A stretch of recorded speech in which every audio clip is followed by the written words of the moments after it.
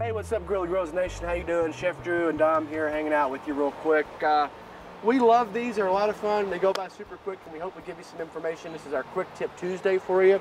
Today, we're just going to dive right in. We're going to be talking about parcooking. All right. What parcooking is the ultimate way to have people over, or entertain, or just prepare yourself in general for food, and not have to spend all your time in the kitchen. We're going to show you how to cook things to a certain temperature so they can be quickly finished off for you and your guests, or when you're going camping and you don't want to have to spend all that time on the camp stove or building fires. We're going to show you a couple of ways around that here today. What we're going to do, and a lot of you will be familiar with this process, just maybe not in the context of what we call parcooking. All right. So the first thing we're going to do, guys, is I'm going to take this steak and we're going to just prepare it like normal to begin with. All right, just like we always do. So a little bit of oil here. This is just a little bit of our canola oil or vegetable oil. We're gonna go ahead and season it generously with salt and pepper. All right, just like we always do. All right, same on the other side, guys. A little bit of oil, just to keep it from sticking and make that pepper and that salt just kind of bind to it a little bit better. With parcooking, do you need to season the exact same way you would? You would season the exact same way you would. Exactly the same. And this is just one more step, guys, we're not going to have to worry about later. All right? I'll show you what's going to happen. We're going to step around here to the primate. All right?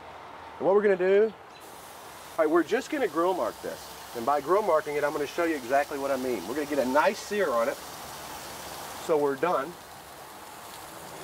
Okay? So you can see we're cooking just like normal. And this particular method, I think, is really, really handy for camping, okay? And I'll tell you why. We're gonna go ahead and grill mark this thing on both sides. It's gonna do two things. It's gonna make it look nice, or three things actually. It's gonna make it look nice, number one. Number two, it's gonna get a nice sear on there for you. With that seasoning, it's gonna be really nice. Number three, it's going to have you prepared. Look at this, here we go. Right on the other side. It's going to have you prepared to not have to do nearly as much work when we arrive there. So let's say you're going camping, guys. You go ahead and have this grill marked. It's infused with that awesome charcoal flavor that we want. You got the sear on it. You have it seasoned. You've got your chimp with you. All we have to do, guys, is just take these directly out, throw them in your chimp until it's cooked to your desired temperature, and we're good, okay? One example. Let's go ahead and turn this thing over. There we are. We're going to do the same thing on that side, and I'll show you what that looks like here in just a few minutes. As we come back over here, guys, what we have going here is some hot boiling water. And I know you guys are going to be familiar with this process, there's no question.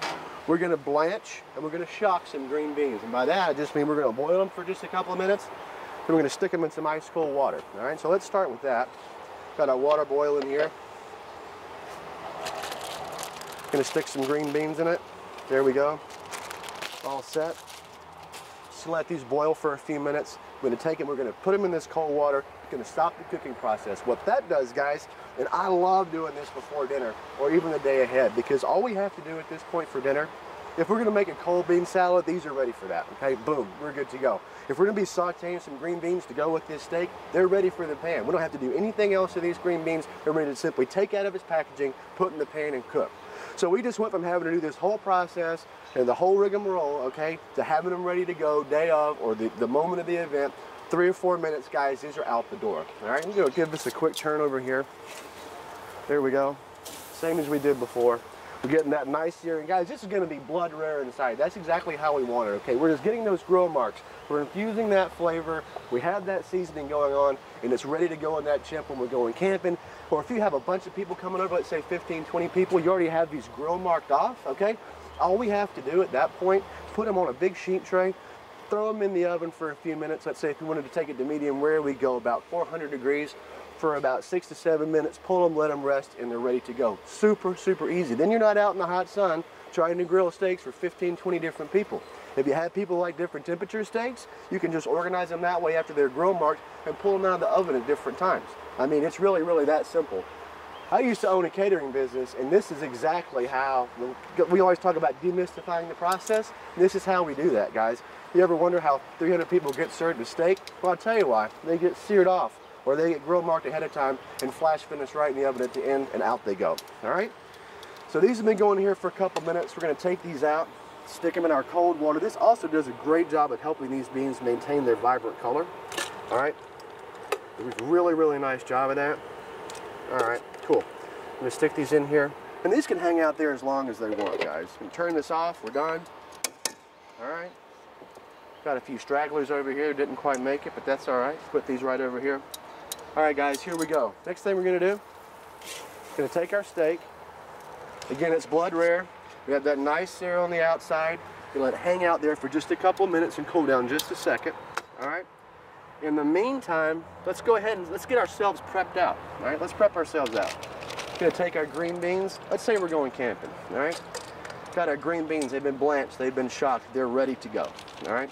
We're gonna throw these right in here. If you were at home and you were gonna be serving people this, let's say tomorrow, no problem, because they're blanched and shocked. They're gonna maintain their color. All right. We can put these in a container appropriate for the refrigerator, cover them up, they're ready to go. So if you're cooking at home, just throw these in a container, cover them in the fridge, forget about it, they're ready to go when your guests arrive. If we're going camping, this goes in the cooler and we're all set. All right, same thing with our steak.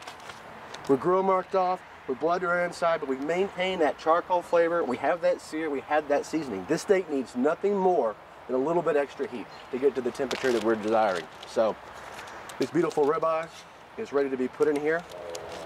And granted, if we were going camping, we probably have a lot more ribeyes in here, but we're just gonna throw this in. All right, this is ready for our cooler. Guys, if we're cooking at home, we're ready to sear this off, get those grill marks on there, put it on a sheet tray, into the oven, then it goes. A couple other things we can do here, guys, before we're kind of done. You can take your chicken, all right? If you have a bunch of people coming over, you're gonna do chicken breast, take your chicken, cook it to 135, 140 degrees, okay? When you do that, guess what? When everybody comes over and it's dinner time, boom, chicken right in the oven. Instead of having to wait like 45 minutes to get that stuff done, it's gonna take about 10 minutes, not even probably, to get that temperature up from 140 to 165 where it's safe and we're eating, okay? Last but not least, if you have a pork tenderloin or a steak tenderloin and you're gonna be baking that off and you don't wanna have that sear and that smoke all across the house when people arrive, don't worry about it. Sear it off a day ahead. Sear it off the afternoon of. Stick it on a sheet tray. It's ready for the oven. It's ready for the chimp. It's ready for the silverback. It's ready to go wherever you're going to cook it. All right? So just a quick kind of 1, 2, 3 here on Parcooking, how it can help you entertain, how it can also just help you in your daily life if you're busy and just trying to get ahead on things for dinner. When you come home, you don't have to deal with the entire process start to finish. You don't have to, guys. You can go ahead and do all of your prep, quick, simple steps like this, and when you get home after a long day's work or you're about to have that party, you really are just having kind of a reheat situation in your kitchen or outside using one of our grills, all right? So I hope that helps you out. Guys, we love you guys. Own the smoke, and we'll see you next time for another Quick Tip Tuesday.